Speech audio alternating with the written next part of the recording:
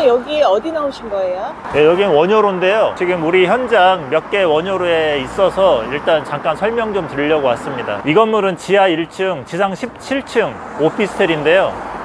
각 층당 4세대씩 총 60개 실이 있는 오피스텔입니다. 여기 진행은 어떻게 되고 있어요? 지상 2층 공사하고 있고요. 뭐 일정에 맞춰갖고 지금 잘 진행이 되고 있습니다. 소장님 여기 현장 옆에도 지금 저렇게 신축이 진행이 되고 있네요. 저기도. 네, 저기는 지금 철거만 해놓고 펜스만 쳐놓고 지금 있는 상태로 진행은 안 하고 있는데 어떻게 되는지 모르겠어요. 뒤에 한 필지가 있는데 필지를 살려고 하는 건지 아직 진행은 안 하고 있더라고요. 아니면은 요즘 부동산 경기가 침체기니까 거기에 맞춰가지고 공사를 진행하려고 하는 게 아닐까요? 지금 기존에 허가 내놓은 것들도 다시 땅이 나오는 상황이라서 여기도 그렇게 될 수도 있는 현상이죠. 여기 원효로변을 보면은 큰 길 따라서 오피스텔 신축 건물들이 꽤 있어요. 저기 옆에도 오피스텔이에요.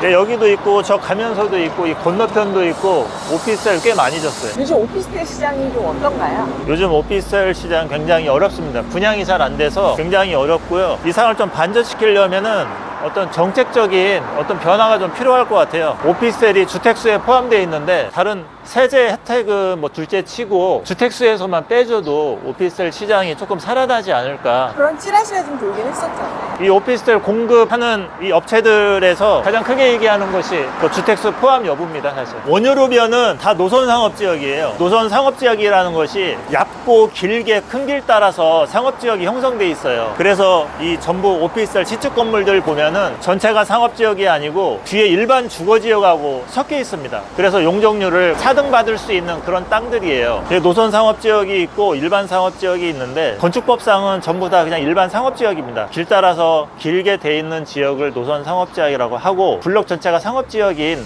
그런 지구가 있죠. 뭐 강남이나 몇 군데 있습니다. 전체적인 땅 전체가 상업지역이기 때문에 그냥 딱 몇 프로 용적률이 나와 있죠.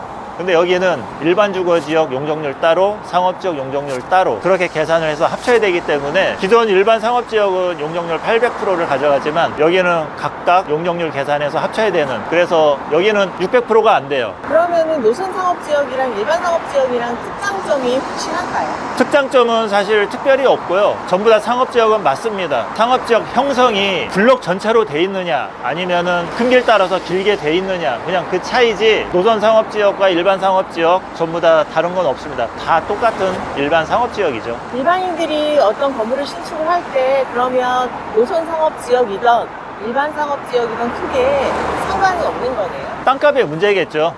상업지역이 얼만큼 크냐에 따라서 땅값 형성이 되기 때문에 그 부분만 주의를 하시면 될 것 같습니다.